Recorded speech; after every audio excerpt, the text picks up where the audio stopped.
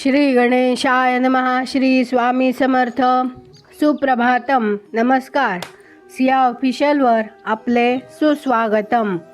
योगेशं सच्चिदानंदं वासुदेवं व्रजप्रियं धर्मसंस्थापकं वीरं कृष्णं वंदे जगद्गुरुं. आज आपण महाभारतातल्या पहिल्या खंडातल्या आदिपर्वातले चैत्र रथपर्व पुढे वाचायला सुरुवात करूया. आज आपण धौम्य मुनी पांडवांचे पौरोहित्य स्वीकारतात हा कथा भाग आता आपण वाचायला सुरुवात करूया.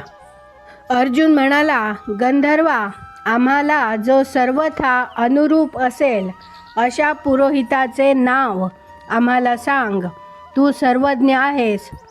गंधर्व म्हणाला, देवल ऋषींचा कनिष्ठ भाऊ धौम्य उत्कोचक नावाच्या तीर्थामध्ये सध्या तपश्चर्या करीत आहे.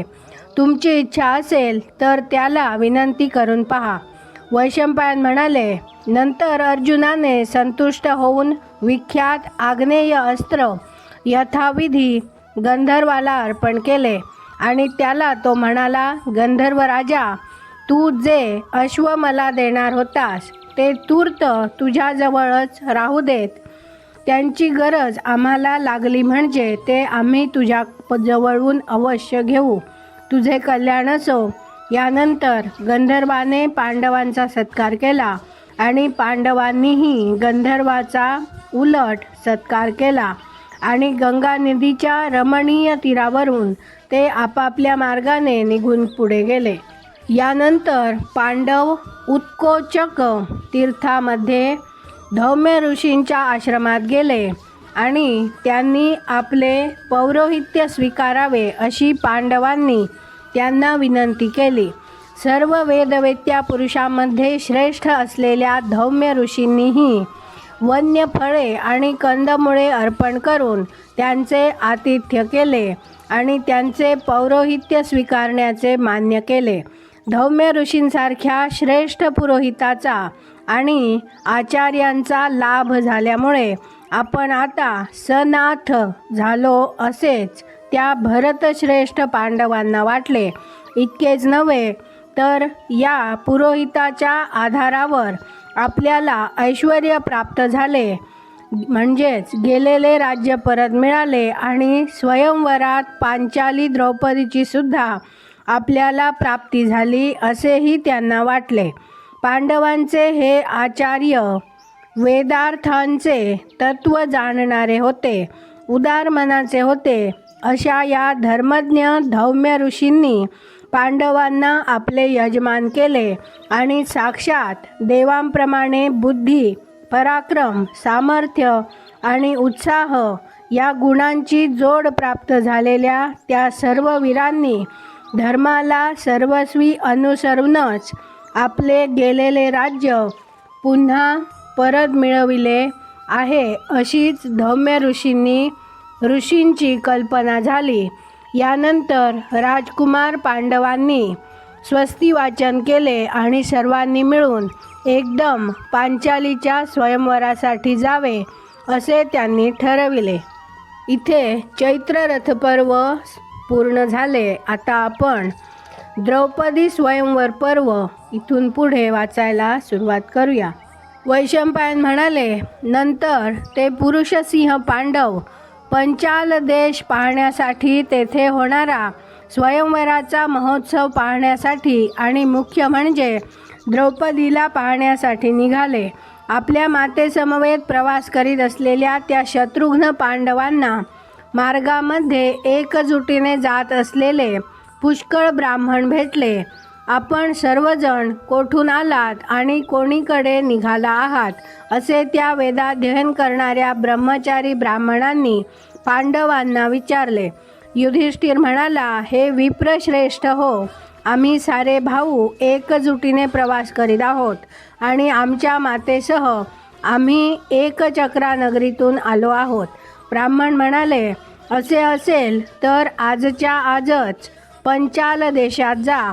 त्या देशात द्रुपद राजाच्या प्रासादामध्ये स्वयंवराचा अतिशय ऐश्वर्यशाली सोहळा व्हावयाचा आहे आम्हीही सर्वजण मेळावा करून तिकडेच निघालो आहोत. तिथे अतिशय अद्भुत नवलपरीचा उत्सव मोठ्या थाटामाटात साजरा होणार आहे.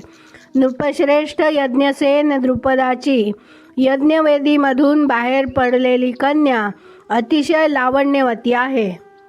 तिच्या सौंदर्यात थोडीसुद्धा उणीव नाही. तिचे नेत्र कमलपत्राप्रमाणे कमलीय आहेत.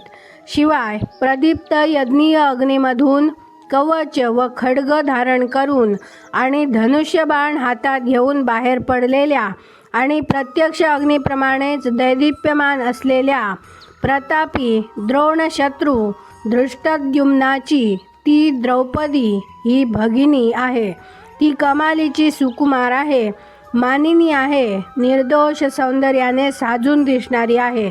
तिची तनू लतिका भुरळ पाडणारी आहे आणि तिच्या अंगचा नीलकमलाच्या सुगंधासारखा सुगंध एक कोसभर दरवळत असतो. यज्ञसेनाच्या त्या कन्येने स्वयंवराचा निश्चय केला आहे. आम्ही सारे या दिव्य महोत्सवाचा सोहळा पाहण्यासाठीच तेथे निघालेलो आहोत.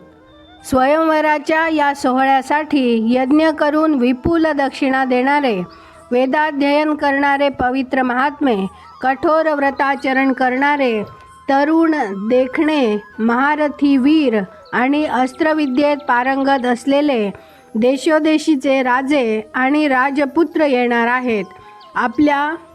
आपल्याला विजय प्राप्त व्हावा या इच्छेने हे राजे त्या महोत्सवाच्या निमित्ताने अनेक प्रकारची दाने देणार आहेत.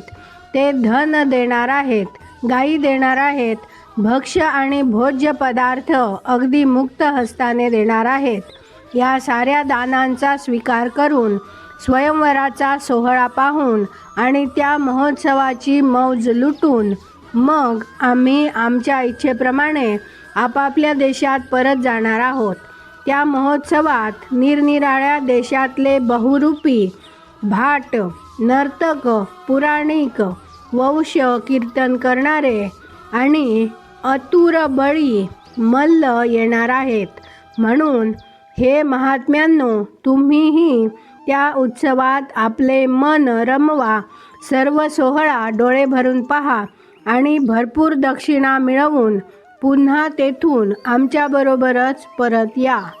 तुम्ही सारेच देखणे आहात आणि तुमचे रूप अगदी देवांप्रमाणेच आहे. यामुळे तुम्ही जर त्या स्वयंवराच्या महोत्सवात आलात आणि तुमच्याकडे कृष्णेने पाहिले तर कुणी सांगावे, तुमच्यापैकी एखाद्याच्या गळ्यात यदाकदाचित ती माळ घालेल सुद्धा.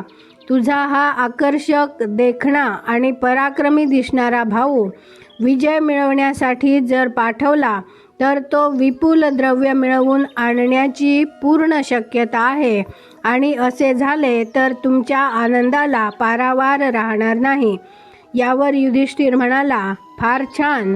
एवढा मोठा महोत्सवाचा सोहळा पाहण्यासाठी द्रुपद राजाच्या कन्येच्या स्वयंवराला आम्ही सर्वजण तुमच्याबरोबर अवश्य येऊ. आज आपण इथे थांबूया. पुढची कथा आपण उद्या वाचूया. माझ्या सिया ऑफिशियलला सबस्क्राईब केले नसेल तर कृपया आत्ताच सबस्क्राईब करा आणि दररोज महाभारत कथा ऐकण्याचा आनंद अवश्य घ्या. बाजूच्या बेलवर क्लिक करून लाईक करायला विसरू नका. शेअर करा, कमेंट करा आणि राधे राधे लिहायला विसरू नका. धन्यवाद. जय श्री कृष्ण.